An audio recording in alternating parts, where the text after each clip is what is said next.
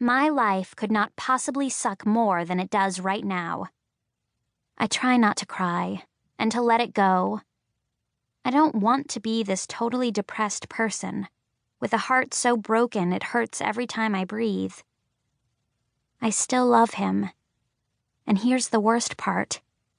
I want him back. The homework pile on my desk is laughing at my pain. I'm not laughing with you, it says. I'm laughing at you, you pathetic idiot. The homework pile is right. I am pathetic. I am an idiot. I vaguely remember remnants of my normal life. They're like a dream. These detached, blurry images that may belong to someone else. I hate being like this.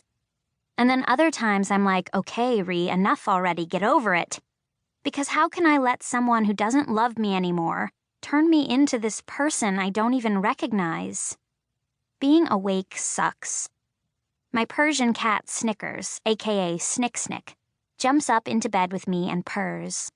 He curls up in a fluff ball, pressing against my ribs. I pet his long, soft fur.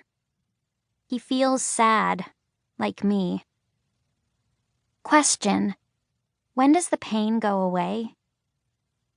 I reach over to my nightstand for the remote and my glasses. I turn on the TV. Here's the agenda.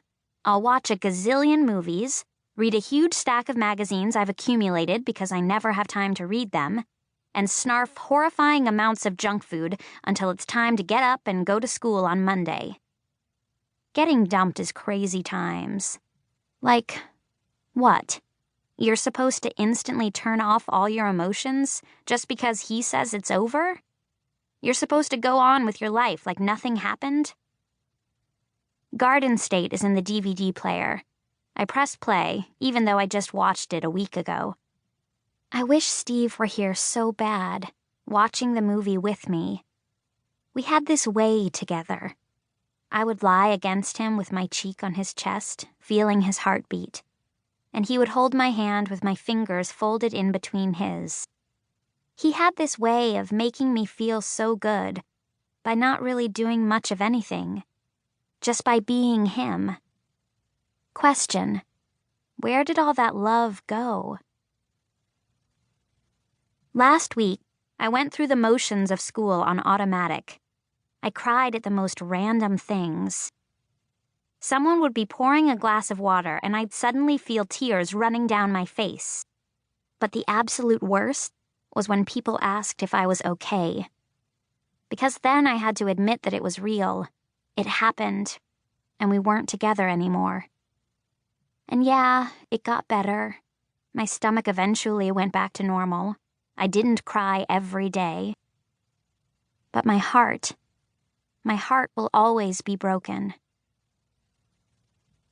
Just when Zach Braff is screaming into the rain, Brooke comes barging in with Cinnabon. Brooke's hair is wrapped in a towel because she's in grad school and on break, and it's 2 p.m, and that's what time she gets up. Brooke is 10 years older than me. I'm 17.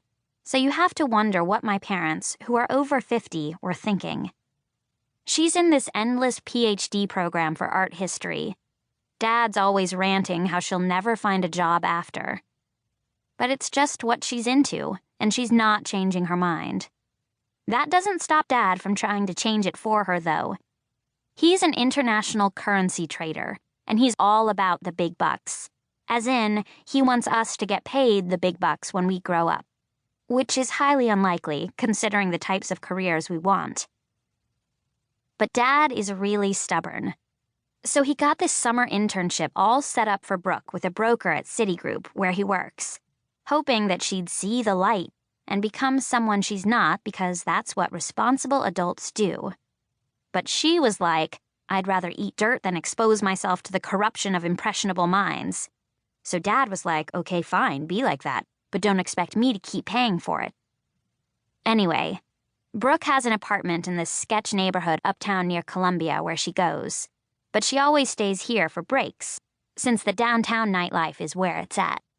She works the bar and club scene something fierce, like she's 19 and just having fun, instead of 27 and interviewing potential husbands.